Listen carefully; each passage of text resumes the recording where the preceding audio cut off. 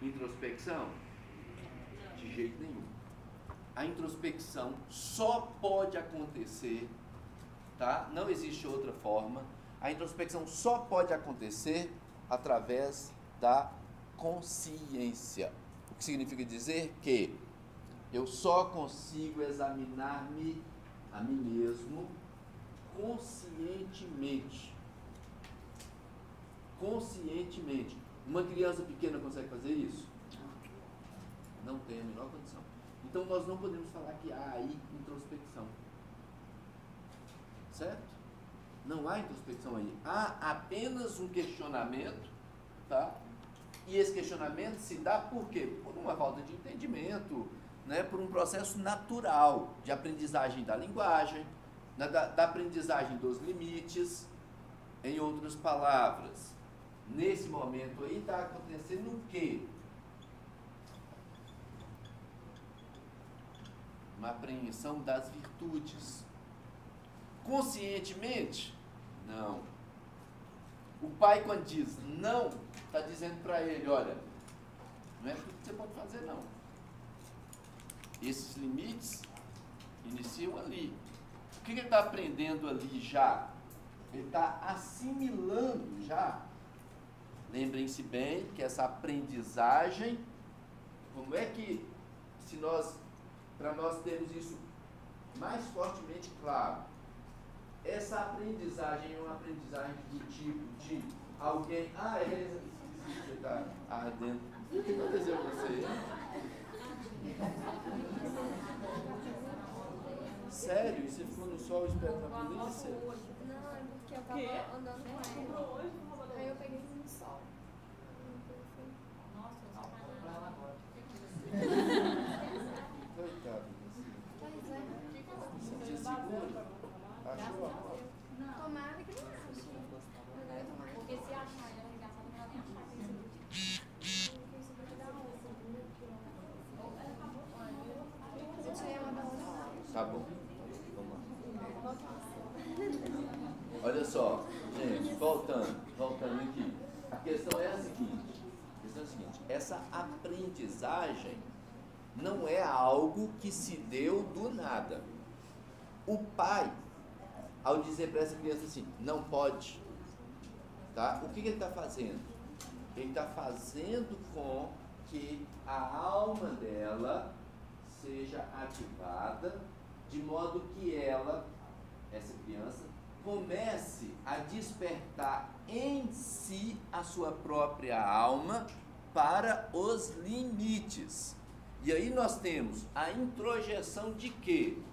De todas as virtudes, tá? Nós começamos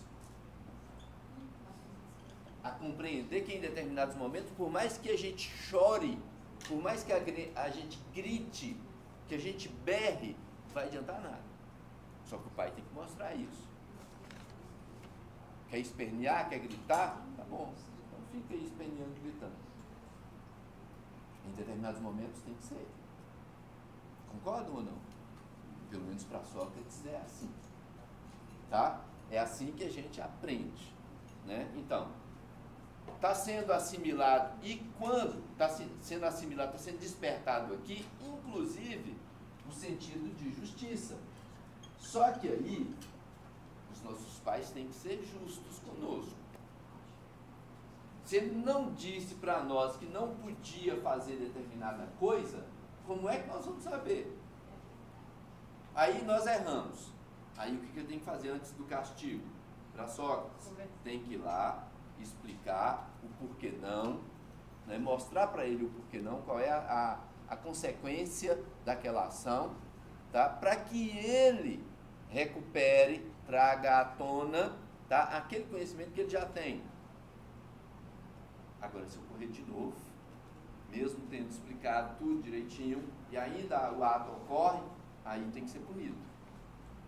Para mostrar o que é justiça, para mostrar o que é justiça. Porque a justiça trata de quê? De ganhos e perdas. Certo? Então tá. Gente, de acordo com Sócrates, tudo isso só só terá uma elevação suficiente da alma caso descubramos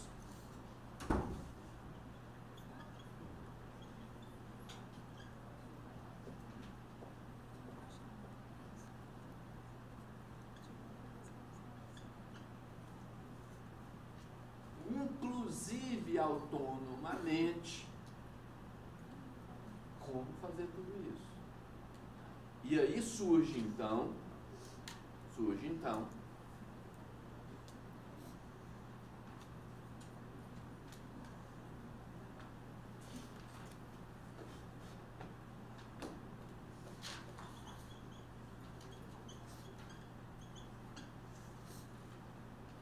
a relação entre autonomia e introspecção é uma relação de mão dupla. As duas coisas ocorrem praticamente ao mesmo tempo. Tá? Ou seja, quando é que eu me torno autônomo? Quando eu me torno capaz de controlar a minha própria ira, a minha própria animalidade e ajuizar a partir do meu próprio eu, tá? Ajuizar a partir do meu próprio eu tudo isso aqui, tá? Que eu estou vivendo, inclusive, e assimilando, tá? De modo que eu saiba claramente que eu devo ou que eu não devo fazer uma determinada ação. Isso tem que ser, essa ação tem que ser autônoma. Por quê? Porque se eu faço determinadas coisas apenas porque o meu pai diz que eu devo fazer, então eu não tenho condição alguma de guiar-me sozinho. Tá? Se eu não tenho condição de guiar-me sozinho, significa dizer que eu não posso, né, abandonar os meus pais, muito menos os meus pais podem abandonar-me. Para Sócrates, essa autonomia ninguém dá a ninguém. Apenas individualmente que cada um conquista a sua. Do mesmo modo, ninguém poderá fazer introspecção para absolutamente ninguém. Ninguém poderá examinar o seu próprio ato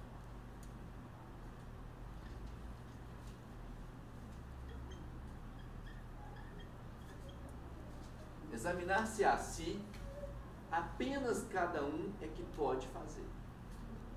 Ninguém pode para o outro. Do mesmo modo, ninguém, absolutamente ninguém, pode conhecer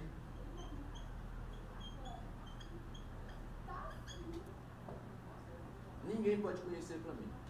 Apenas eu posso conhecer o que conheço ao meu modo. Ninguém pode conhecer para mim o que eu conheço. Por mais que eu explique para vocês, por mais que eu saiba detalhadamente, e por mais que eu explique detalhadamente tudo que eu sei, se é que sei alguma coisa, tá? Ainda assim, vocês, e apenas vocês, cada um é que vai assimilar do modo como assimila. Certo? Então ninguém pode conhecer para ninguém, apenas cada um é que pode para si. Por isso a gente volta aqui no diálogo. À medida que nós dialogamos, nós conseguimos aparar algumas arestas. Nós conseguimos chegar, por exemplo, a uma ideia de sociedade perfeita. Nós conseguimos chegar a uma ideia do que seria um homem perfeito, do que seria liberdade, e por aí vai. Sem diálogo, não é possível. Não é possível descobrir o que é justiça, o que é temperança, o que é o bem, o que é a coragem, o que é a sabedoria, sem diálogo. Tá certo?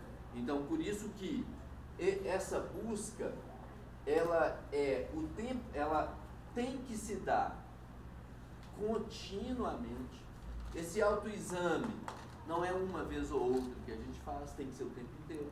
O diálogo não é uma vez ou outra, é o tempo inteiro. E por aí vai. É desse modo que nós poderemos socializar o que sabemos. Certo? E voltar, consequentemente, a nós mesmos para examinar a nós mesmos e o nosso próprio conhecimento. Sem isso não é possível, não existe qualquer possibilidade nem de se tornar livre, tá? Nem de se tornar autônomo, que são coisas distintas, tá? Então, assim, esse processo é um processo contínuo em Sócrates. Certo? Tá. Vamos voltar, vamos tratar agora do Platão rapidamente. Posso pagar, né?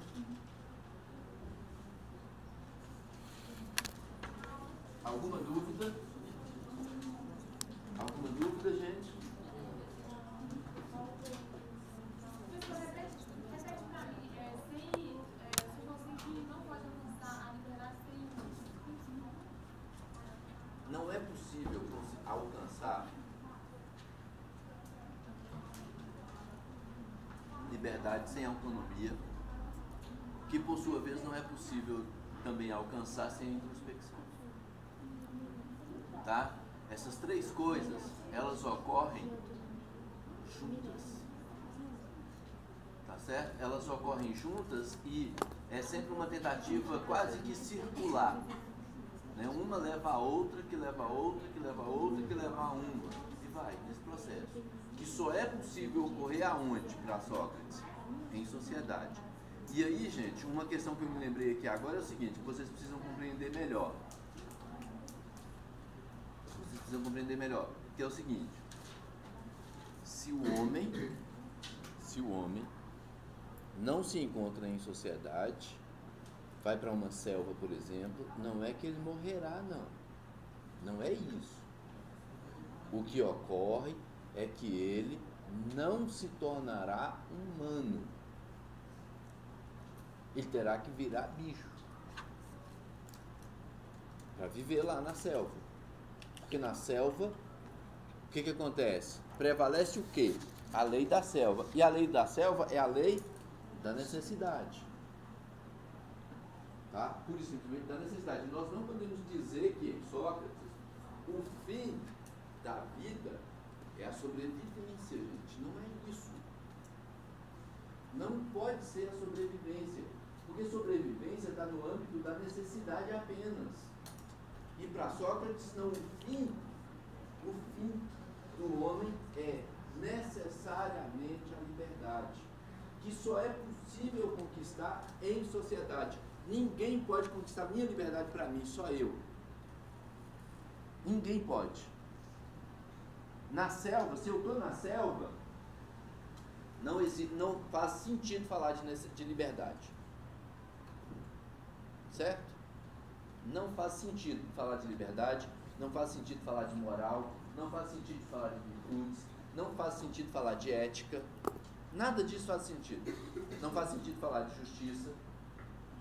Tá certo? Por que não? Por que não? Porque para Sócrates, se eu estou ali na natureza, é a necessidade que determina o meu agir. Se eu ficar lá no relento, por exemplo, eu vou morrer. E não adianta eu pedir um macaco para fazer uma casinha para mim, ou para me ajudar a fazer uma casinha, não vai adiantar muito. Não é pedir uma onça um pedaço de carne, que ela está ali pelo um animal tão grandão, né, daquele, dá um pedacinho aí, vai adiantar muito. Né? Então, eu vou ter que ir atrás, né, da minha sobrevivência. Nesse âmbito, o homem vai em busca da sua sobrevivência, tá? Mas não é a questão determinante para Sócrates. Porque lá na selva, você está sozinho na selva, ele tem que virar bicho. Se ele não vira bicho, ele morre. Fala, Gilberto. Isso que eu disse sobre a liberdade só pode ser conquistada em sociedade e cultura. Gilberto, olha só. toda a sociedade é cheia de regras, concorda? Né? De regras, leis, né? E por aí vai. Se eu não sou autônomo, eu vou me deixar determinar pela sociedade. Eu vou me deixar porque eu não consigo outra coisa. Certo? Se eu quero ser livre, eu tenho que descobrir-me a mim mesmo e, descobrindo-me a mim mesmo, eu posso então aceitar aquelas normas ou não. Eu posso assimilá-las ou não. E aí, quando eu as assimilo, as compreendo, as ajuizo, aí sim é que eu terei condições de até intervir nelas. Porque a partir daí eu posso simplesmente dizer, não, mas eu não concordo com esse tipo de regra. Acho que ela é absurda. E aí inicia um processo de transformação. Né? Ou seja, à medida que você age por si, aí você consegue conquistar a sua liberdade. Mas enquanto você não consegue fazer isso, você não é livre. Fala. Eu poderia, tipo, então, suponhamos assim, dizer que em determinado lugar eu poderia ser livre, Sócrates, e em outro não, diferenciando as regras, levando em considerações. Olha só, Gilberto, vamos pensar o seguinte.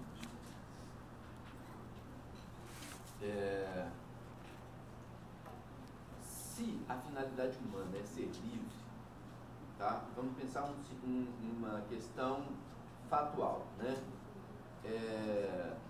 Vamos pensar que você viva em uma família de crentes, né?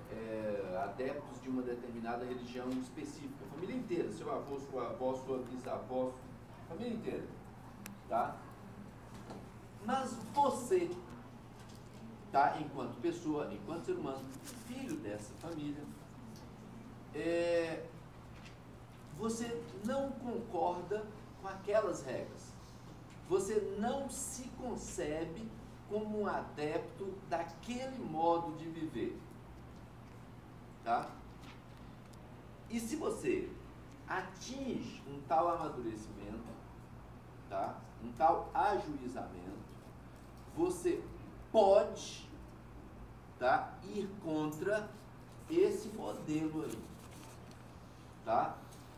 Mas para isso você tem que levar em consideração a peculiaridade desse povo que é seu. Ou seja, é fundamental que você perceba que, apesar de aquele modo de vida não lhe ser algo que lhe completa, que lhe apraz, né? Você não pode entender que todos os outros terão que fazer o mesmo que você. O que você vai ter que fazer primeiro é, né, pedir, né, chamar, dialogar, né, com quem lhe é mais próximo, por exemplo, falar, olha, a partir de hoje eu não seguirei mais, né, tal modelo de vida, né, eu seguirei um outro. E aí você apresenta todos os seus argumentos. Você não pode confundir isso com, né, a necessidade de transformar todos os outros ao seu modo. Tá? Os outros que conquistem isso, caso queiram fazê-lo. Certo? Até para dar um exemplo um pouco diferente. Não, então, só para fechar isso. Então, se você consegue fazer isso, você já está adquirindo aí a sua liberdade. Tá? Em relação a esse ponto específico. Até recentemente, uma mulher que se engravidasse antes do casamento, o que acontecia com ela? Ela era expulsa de casa. Hoje a coisa já não é mais assim. Né? Em muitos lugares no Brasil, né, isso ainda ocorre, mas já mudou radicalmente. Tá? Em alguns lugares na África, tá, no continente africano, a mulher que comete o adultério é costume, quando descoberta, ser apedrejada até a morte. tá? Por todos os vizinhos, todos os parentes e por aí vai. E todo mundo entra nessa. É um costume. Agora, se você, né, percebe que aquilo não tem nada a ver com justiça, não tem nada a ver com temperança, não tem nada a ver com bondade, com coragem e sabedoria, aí você começa a construir um outro modo de pensar acerca daquele ato. E aí você pode transformar a sua própria sociedade. Percebe? Isso é garantia, explicitação da sua própria autonomia, né? E do seu próprio sentido de liberdade aí. O fato de você ser livre significa dizer que você consegue perceber muito claramente o que lhe é externo e o que lhe é interno. Se algo lhe é externo, você não vai se deixar conduzir pelo que lhe é externo. Você vai conduzir-se pelo que é interno. E o que é mais interno do que a superação, né, exatamente daquilo que o corpo lhe oferece? É exatamente a liberdade. É o não deixar-se conduzir tão somente pela animalidade. Em outras palavras, é isso. O corpo em Sócrates representa o quê? A animalidade humana. Ou a animalidade simplesmente. Certo?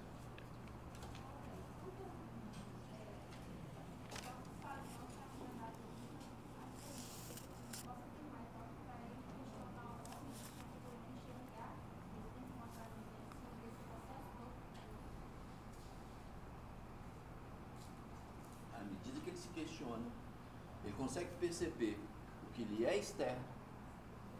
A moral, por exemplo, é algo que é externo. Por isso é que eu posso questioná-la e devo questioná-la. Né? Eu recupero, né? À medida que alguém faz comigo, ou eu próprio faço comigo, né, o processo da maiêutica, né? Ou seja, que eu consigo fazer parir em mim o conhecimento que eu já tenho, eu consigo descobrir também que a moral, por exemplo, me é algo externo. A virtude, justiça, tudo isso me é interno. Mas a moral é algo que é construída por todos, inclusive por mim. Tá? Mas é